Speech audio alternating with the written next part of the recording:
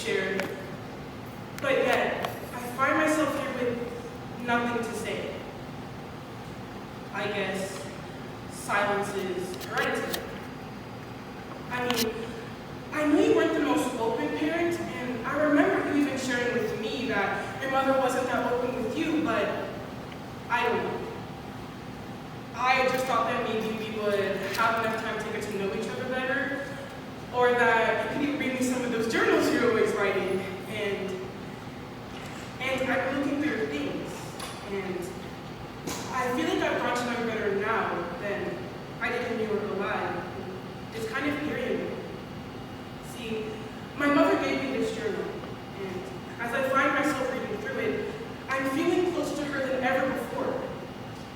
I mean, she used to be so bold and free, and I guess the thing I could just never understand is why she would never feel that part of herself. There was just always so much silence.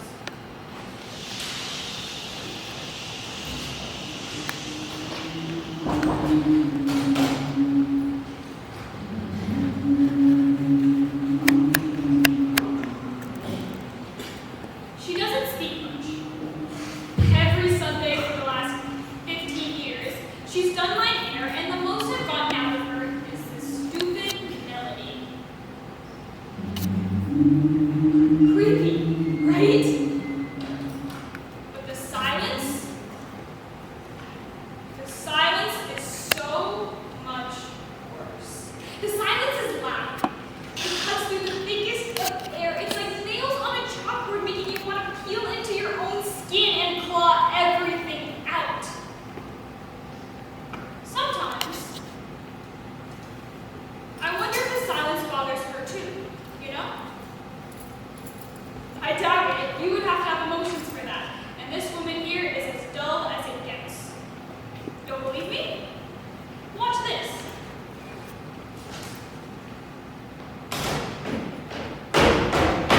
Mom! Mom! Mom! See? It's like a robot. I just wish I could get something out of her. Anything. But every time I try, I get the same response. Please don't stress me out, Shira. See?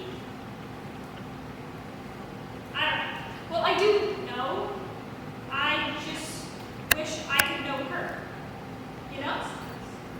It's like living with a stranger. Or a serial killer. You never know what's going on inside her mouth.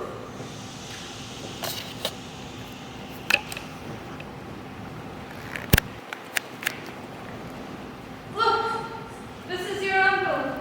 You remember him, right? He's going to be staying with us while he's in Canada, so he can find work. Sasha, you're beautiful, just like everyone described. I remember this day 16 years ago like it was yesterday. Although he was not the first of our many living visitors, he sure made an impact.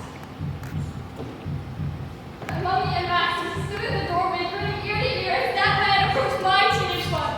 His gaze glued to the parts that were there the last time he had been. He was much older, around mid-40s. He wore his hair long and his beard longer, symbolizing a God he would never meet.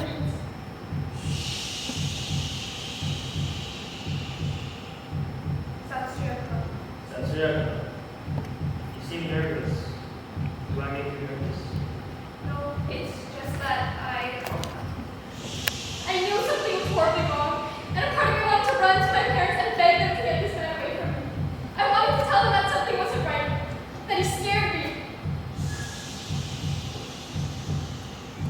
But the words wouldn't come out. They fought to escape, but all I could feel was that something back into my throat and knotting with the turning of my belly. Sorry, it's just that my stomach isn't feeling too well. Well, I hope you're not a ruin. That would mean your mother is alive. Oh no! Cheyenne is as pure as they come. She's just been eating a lot of paratas lately. A little too many.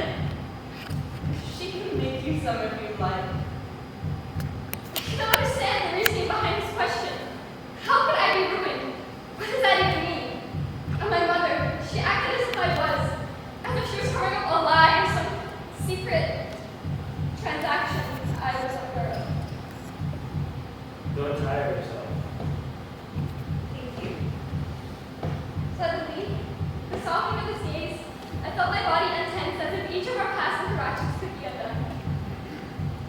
As if they could simply slip away and what stood in front of me miraculously became a changed person. Until his next phrase. Because that phrase was the scariest of my life. You leave that to me. I looked into my mother's eyes, watching in terror as my fear appeared almost like a blush. With one sentence I understood. My life had been sad for me from that point on, that I was trapped with no chance of escape. And allow me to say this. This isn't the last time my fear is mistaken for pleasure.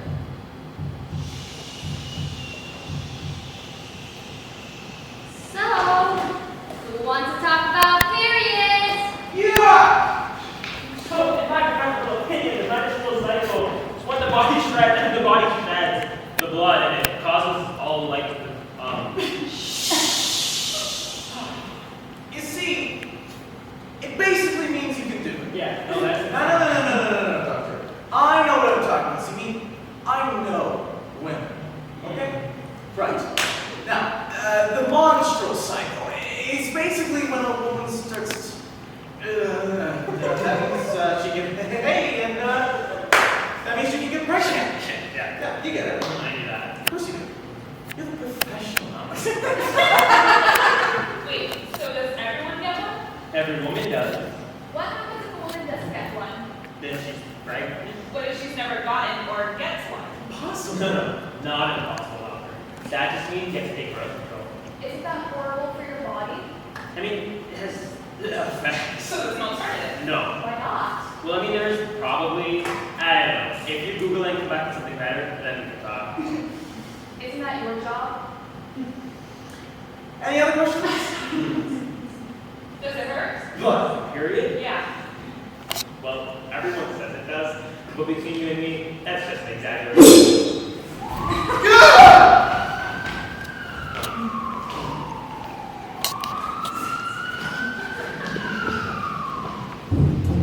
July 2nd, 1995. Journal entry number 1. Blood.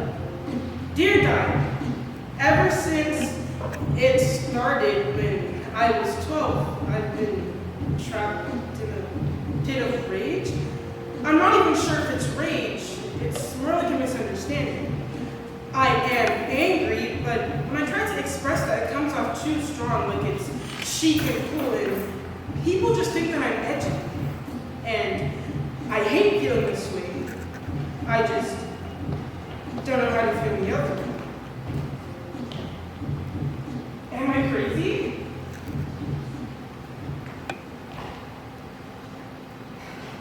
Female rage. It's a trope industrialized by 40-year-old white men, bought and sold just like its victims. It's portrayed on screen as some sort of sexual fantasy. A crazed woman looking for power between her legs, and men love that sort of shit. Like, a woman's innocence is something to be savored until they're ready to settle down. But broken women, broken women are a good time. Broken women are for your 20s. Broken women are never to be brought home to mom or dad. Little did you know you come from a line of broken women. Tortured and taunted by the same words you curled your lips around to call plenty before. Whore. Same words that stripped her. Whore. Same words that brought shame to everything between her legs, coming in or out, each flow in motion, each one more disgusting than the last. See, the thing that men fail to understand is that female rage starts far before them. Female rage is the only thing in its entirety that belongs solely to a woman. And it all begins with our first trip, then see every emotion from there on out. Drop into the measly suggestion that we are women possessed by monsters. Trip! Exaggerated. Drop! Installation. Shh. We don't talk about that.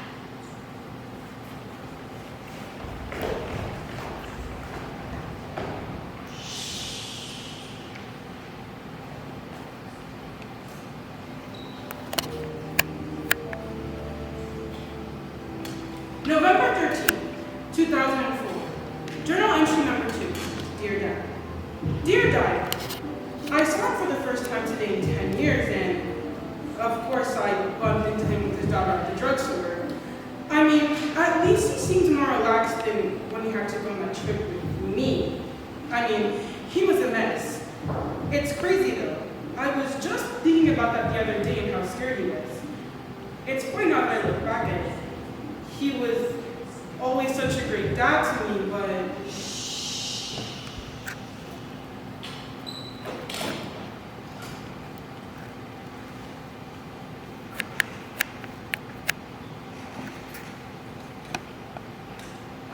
Dad? Dad, come here. Something isn't right. Honey, what's going on? Is everything okay? Talk to me, come on. No, just promise you won't be mad. I didn't do anything wrong. Honey, what are you talking about? I'm not mad. What's going on? Are you okay? No, I went to wipe and there was blood. Am I dying? Oh, jeez. Okay. I'm gonna go grab your mom. Yeah. Isn't Mom gone until tomorrow? Shit. Okay. The good news is, you're not dying. Do you think there's any way you could, like, hold it in until she gets back? What do you mean hold it? Just hold it until your mom gets home. I don't think I can hold it, Dad. Great. That's just great. That's amazing. That's great. That's great. It doesn't feel great. No, honey. I didn't mean it like that. I was just talking to myself. Okay. Here's what we're gonna do. Okay. I'm gonna run to your mom's room and see what she has. Yeah. Don't panic. I got this. Dad.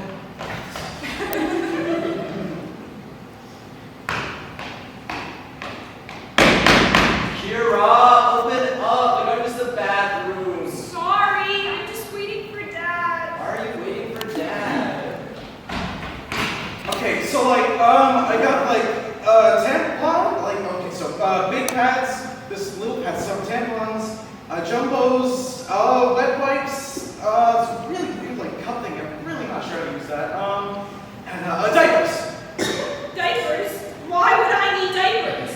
Well, because when you were little, you always used to leak, and diapers used to do the job okay. No diapers. Okay. What's going on here?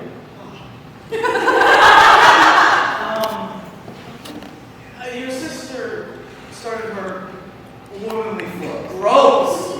Where's Mom? She doesn't get back until tomorrow. Don't worry, I got this. Don't worry, Shira. This is completely natural. Everything's gonna be A-okay. Where's Dad? Here, honey, I got you some stuff. Just Just pass whatever looks easiest. the easiest. I think that would be the pad. What size though? Oh, good question. Honey, would you say you're having a light and breezy kind of flow, or like an extra jumbo situation? I don't know. In between? Nah, regular.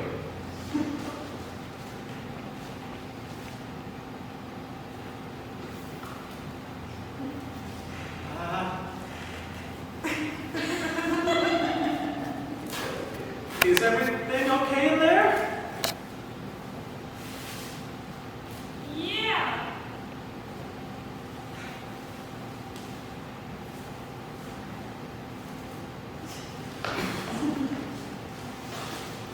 Thanks. No problem, honey. Yeah, I got a fix.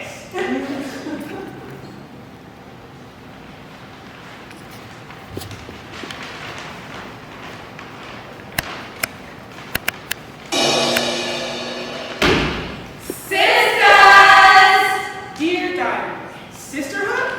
It's a fucking lie. Today, we will be learning a very important lesson on the guidelines that make up our sisterhood. A set of protocols we, as women, have been programmed to follow from the moment we begin to build relationships with the peoples around us. A rule book meant to be followed by each woman to ensure that we're building each other up and keeping the sisterhood alive. Rule number 1. Never allow your friend to walk home alone. Unless you're having a lot of fun. Where's really cute guy wants to walk home instead? Yeah, she can't get mad at you for that. Or else she's just a buzzkill. Rule number 2. Never talk to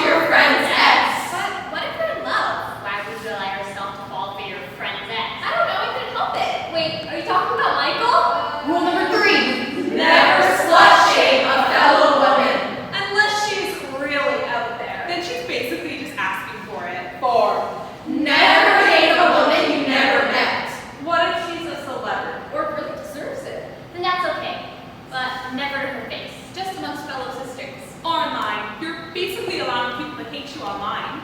Rule number 5. Never shit talk a friend. Only to your best friend. Did you hear about Emma the Sixth's final and most important rule? Never look at a fellow woman as competition. That's impossible. How can you tell us not to look at a fellow woman as competition when that's all we've been taught to do? Hey, that's true.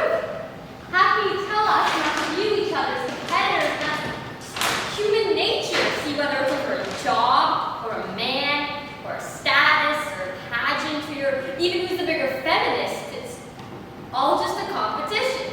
Or maybe you're just not a girl's girl. But that's the thing. None of us are. How could we be when we're a system designed to compete against each other when there's so many of us and such little opportunities? Such little time. A ticking time bomb which measures all our values and ends whole bloodlines when it blows. What happens when we miss our mark? The clock strikes midnight and our lives are perfectly pieced together like everyone else our age.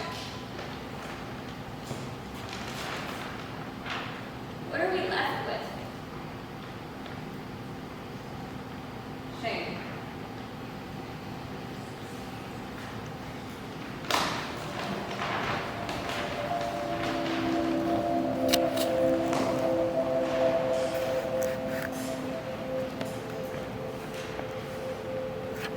September 27, 1991. Journal entry number 3. Dear Diary, he left 2 months ago and she still hasn't said a word. Why did he leave me with her? Why didn't he take me with him? I hate it here.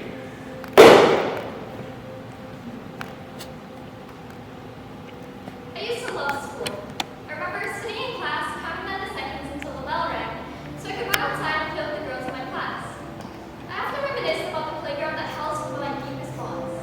Each year, old games were traded out for new ones. Grade 1 started with cat.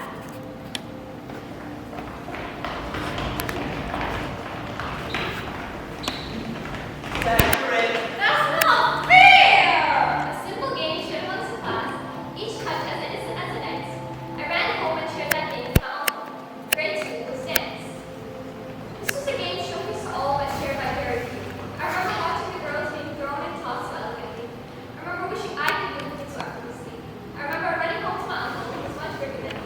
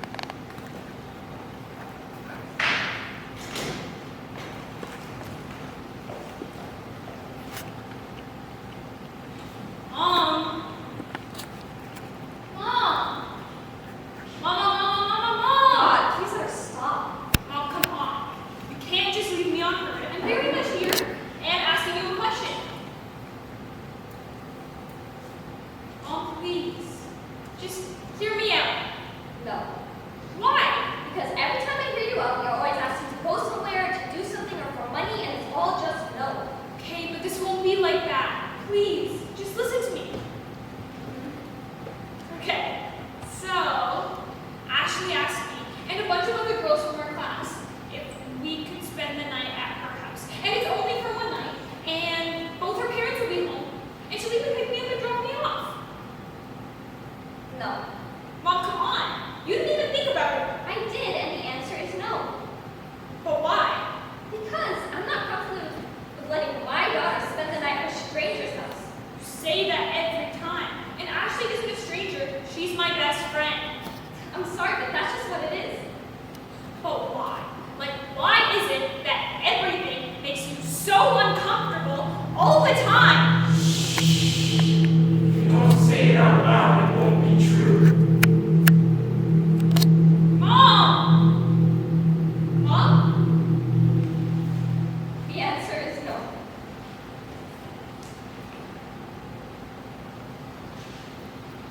Mom, stop. You never understand anything I'm going through. You don't understand anything. You won't even listen to me. You're not knowing that it's final. Why can't you just trust me? Mom, he left us. Why did I find this in your bag? Why are you going through my game? Are you serious? So this is what you're off doing? You have no right to be questioning me right now. There's a reason why I need this. You're getting this shit out of my house. I don't want to talk about it. Stop acting like such a bitch. Just get out. I don't care where you go. Just get out of here. Fine! Fuck you in this house with your stupid ass rules! You can't even have civil conversation!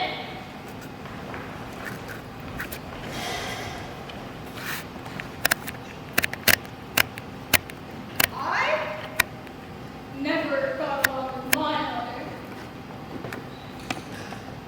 Childhood was a long series of balled-up stress, miscommunications, and fuck-yous.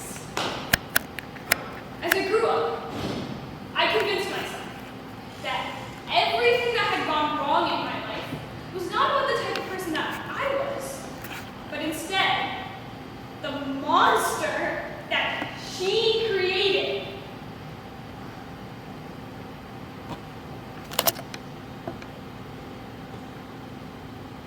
Every unlikable thing about my personality became a reflection of her. A mirror I refused to look into.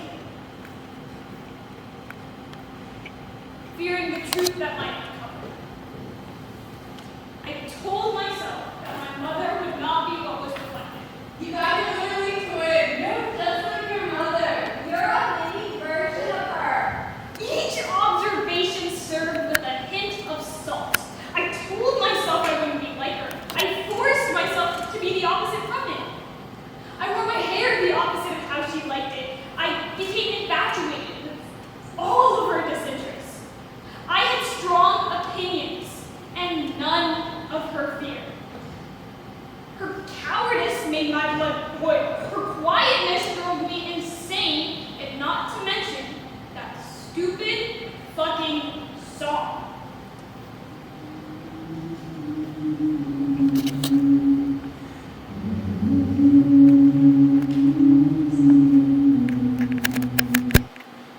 Shut up!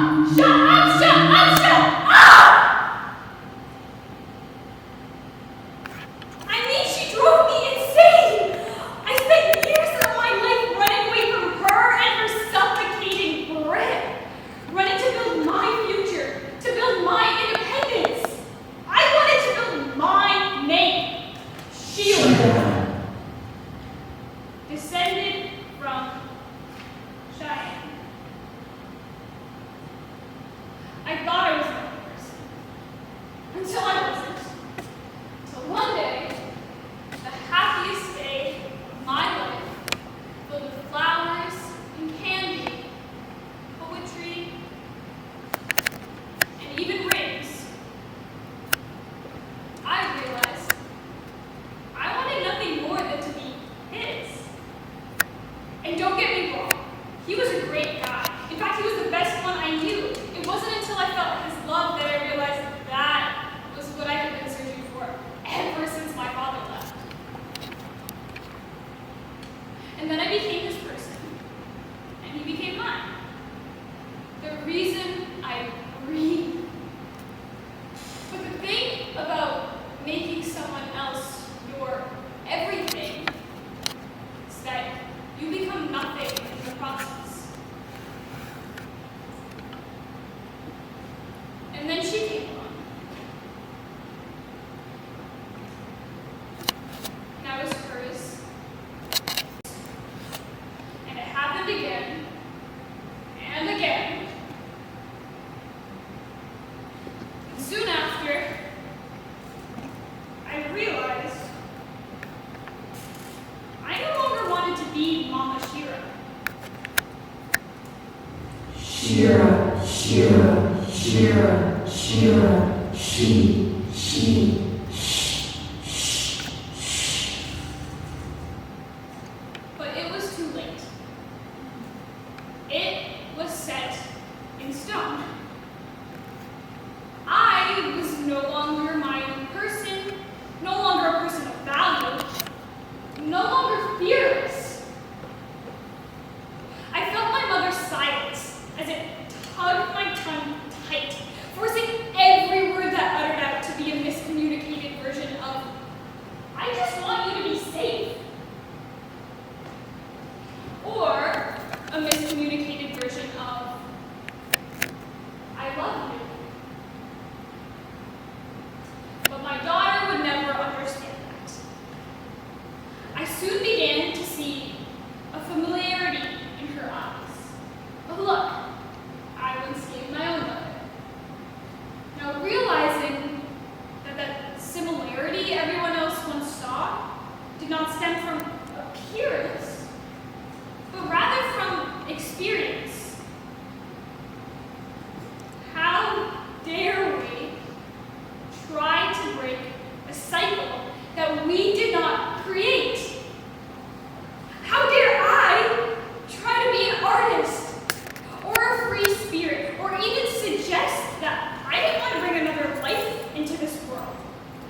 Because that would be so selfish, so unladylike. And why is it that our only excuse for this selfish behavior is a medical condition or a man's choice? Who were they to shame me into putting an 18-year pause on my life? Or to force my existence on my own mother at the age of 16 and tape her mouth shut?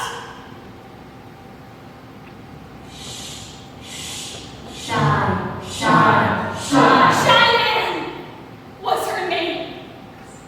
Let it be heard. She deserves to be heard for once in her life. She deserved to live her life.